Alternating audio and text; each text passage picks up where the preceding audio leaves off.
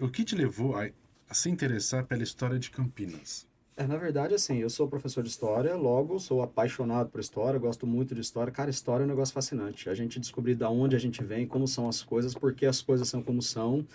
E eu já sou professor de história há algum tempo e a minha esposa é publicitária. Então ela estava atendendo um cliente e o cliente dela precisava de uma história aí da cidade. Fiz, a gente postou e eu vi que o negócio foi bem. Eu nunca gostei de rede social, nunca gostei disso. Sempre que eu abro uma rede social, eu vejo alguém dançando lá. Eu acho que, cara, isso com a gente na sala de aula, isso compete de uma maneira extremamente negativa. As pessoas perdem o interesse por coisas que são relevantes para dar atenção para coisas que não acrescentam no conhecimento, na estrutura do processo de ensino-aprendizagem. E aí, então nunca gostei de rede social, mas é como eu vi que o pessoal se interessou, eu continuei fazendo as histórias de Campinas e pesquisando as histórias de Campinas, e aí foi dando certo. Agora em agosto fez um ano que a gente começou com isso, e aí estamos passando das 53 mil pessoas, 54 mil e pouquinho no Instagram, e graças a Deus está indo super bem, e aí foi dando força para a gente continuar. Ô, Sidney, conta pra gente, nos dias de hoje, assim, como que você vê, assim, o estudo da história, né?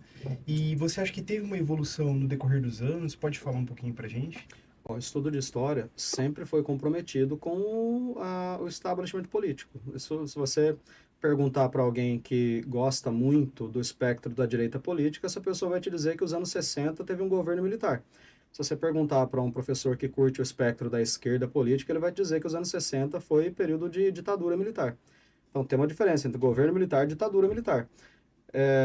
Então depende da fonte que você consulta, você vai achar dizendo que Campinas surgiu por acaso. Depende da fonte que você consulta, você vai achar dizendo que Campinas surgiu como um posicionamento estratégico para o governo de Portugal. Então, o estudo de história, ele sempre flutua de acordo com o sabor do momento. Depende de quem você consultar, vai dizer que a Igreja Católica promoveu a Santa Inquisição, que foi um genocídio. Dependendo de quem você consultar, vai dizer que a Igreja Católica nunca fez Santa Inquisição. Então, a gente precisa ter um bom senso muito grande, uma vontade de pesquisar mais, comparar estudos, comparar pesquisas, para não falar bobagem, porque é muito, muito fácil falar bobagem no estudo de histórias, muito fácil mesmo. Então, a gente tem uma responsabilidade muito grande de comparar autores, pesquisar o contexto, procurar entender exatamente o que aconteceu e chegar o mais próximo possível da verdade, porque o estudo de história ele é muito contaminado de acordo com a vocação, a ideologia, ou de acordo com de acordo com os filtros que o autor usa para escrever, ele vai imprimir essa realidade ou aquela. Então a gente precisa contextualizar bem para entender direitinho o que aconteceu e não falar bobagem. E qual foram os seus principais desafios que você encontrou para estudar a história de Campinas? A história de Campinas ela é bem fragmentada, ela não tem um autor que parou lá. A Campinas ela começa a existir como parada de tropeiros aqui a partir da década de 1720. E não tinha historiador nessa época, não tinha fotografia nessa época, não tinha podcast nessa época. O que tinha nessa época eram pessoas absolutamente iletradas aqui. A população era, quem ficava aqui era analfabeto, eram agricultores. Ninguém estava preocupado em ler e escrever. O pessoal estava preocupado em saber plantar, colher, plantar mais para colher mais. Ninguém estava preocupado em escrever memórias. Então, ao longo do século XIX, começam a aparecer alguns memorialistas, não eram historiadores, eram memorialistas. A pessoa escrevia, olha, nessa data aqui aconteceu tal e tal coisa em tal região, o sítio do senhor fulano ficava ali em tal região, o povoado... Então, a gente começa a pegar fragmentos de história, e esses fragmentos, às vezes, vão sendo reinterpretados ao longo do tempo, e vão criando outras ideias a respeito de fatos que a gente achava que eles estavam consolidados. Então, por exemplo, tem algum historiador que vai dizer que Campinas foi fundada em 1774. O outro vai dizer que foi 1739. E cada um bate o pé para defender o seu ponto de vista. Então, são muitos fragmentos que a gente tem que juntar e contextualizar e dar corpo para a pesquisa. A gente precisa aprofundar nas pesquisas, dar robustez no que a gente está pesquisando, porque são muitas informações difusas, tem que juntar essas informações, e é difícil você achar um trabalho com começo, meio e fim sobre a história de Campinas. Você acha trabalhos diferentes e você tem que ir compondo o cenário. Ô, Sidney, fala pra gente, como que você começou, assim, o primeiro projeto, assim, de estudo em Campinas, assim, para extrair aí informações históricas? Olha, Campinas tem alguns locais que são fontes preciosíssimas. Por exemplo, tem Centro de Ciências, Letras e Artes, bem no centro de Campinas. Cara, aquilo assim, para quem gosta de história, amigo, aquilo é o paraíso. Tem lá um museu dedicado à figura do Carlos Gomes, tem um museu dedicado à figura do Campos Sales.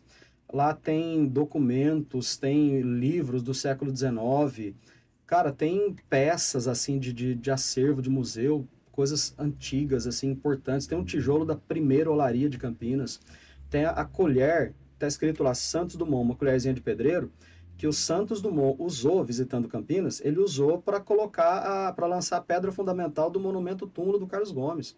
Então tem coisas fantásticas ali e muita coisa de fonte primária, tem livros ali que você pode considerar fonte primária de pesquisa. O Museu da Imagem do Som também tem muitas fotografias, muitas imagens que matam muitas dúvidas da gente. A Escola Corrêa de Melo, por exemplo, que todo mundo descreve como sendo exatamente de frente para o mercado municipal, onde está o terminal de ônibus hoje, olhando para a fotografia, que é uma fonte primária, você vê que ela está um pouquinho para cima, não exatamente de frente para o mercado municipal. Então, visitando esses lugares, a gente vai colhendo bastante informações que vão ajudando a gente a elucidar bastante assuntos. E qual foram os principais livros ou materiais que despertaram seu interesse pela história de Campinas? O interesse eu já tinha. Os materiais que eu fui pesquisando que foram enriquecendo isso, por exemplo, Centro de Memória da Unicamp, cara, tem documentos lá, inclusive tem documentos amigo de Deus, compadre do céu. Você pega um processo jurídico que levou alguém ao enforcamento no século XIX, você leva uma semana para ler 2 linhas. Porque era tudo escrito à mão, e era aquela caligrafia toda estilizada, com letra em formato gótico, e tudo abreviado, num português arcaico. Cara, mas assim, você pega o processo para ler, cara, é como soltar uma criança no parquinho, assim, você se diverte. Cada letra que você consegue discernir o que o cara escreveu, você fala, caramba, isso aqui é Joaquim que está escrito aqui, é Joaquim, olha aqui, achei o que está escrito aqui. Então, assim, a gente curte pra caramba, mas dá bastante trabalho. Sidney, conta pra gente, assim, em relação à questão da rotina, assim, sua, assim, de trabalho, assim, de pesquisa, para extrair informações de Campinas, como é que é? Ah, meu camarada, eu sou casado, tenho 2 crianças, 2 gatos. Final de semana, escutei minha mulher falando assim, vai ter que levar o gato no veterinário. Eu falei, caramba, o dia inteiro no veterinário, pra pegar o gato, levar lá do outro lado da cidade. Aí eu tenho que levar as crianças na escola, buscar as crianças da escola, levar a criança no balé, buscar a criança do balé, levar a criança no karatê, buscar a criança do karatê. Ai, então, assim, a rotina é o que eu digo para todo rapazinho sorteiro. Você arranja uma namorada bonita, arranja 2 crianças bonitas, depois corre atrás, viu, meu filho? Então, assim, eu não vivo só para fazer pesquisa. Eu trabalho, sou professor, eu dou aula. Então, eu dou aula, ajudo minha esposa na empresa dela, e é bastante corrido, bastante coisa para fazer. Agora mesmo deixei ela fazendo uma filmagem no cliente, eu saindo daqui vou lá ajudar ela nessa filmagem. E fora isso, tem que preparar as minhas aulas, tem que dar as minhas aulas, dar os trabalhos para os alunos, corrigir os trabalhos para os alunos, e fazer as filmagens do Instagram, que a gente publica de 3 a 5 vídeos por semana, a gente publica post todo dia de manhã. Isso demanda também um trabalho de pesquisa. E fora também as pesquisas, pesquiso muito assim, separo 2 meios períodos na semana para eu sentar, entrar no quarto, fechar a porta e falar assim, gente, me esquece. E que na verdade não esquece, né? Você fecha a porta e fala assim, ó, eu vou pesquisar agora, não quero ninguém amolando. Daqui a pouco você escuta assim, pai, posso pegar um doce que está em cima da geladeira? Mas a rotina de pesquisa fechar a porta do quarto, entrar e ficar lá por algumas horas debruçado em cima de material, ou pesquisa bibliográfica, ou pesquisa de alguma dissertação, ou alguma coisa de internet, e verificação, a checagem do que a gente está lendo. Isso é uma coisa importante. Eu vejo o pessoal falando bastante coisa aí, as coisas assim de internet, cara, tem muita informação errada. Cara, tem muita informação errada, não são poucas, tem muita informação errada. E tem muita coisa assim, por exemplo, que eu tô com vídeos parados, que eu entrevistei algumas pessoas, e a pessoa falando, não, porque aqui tinha um prédio assim, assim. Eu falei, cara, mas isso não tá batendo. E eu vou segurar aquilo até eu conseguir confirmar e soltar a informação, que é para falar o mínimo de bobagem possível. E quais são os seus planos futuros para a divulgação da história da cidade de Campinas?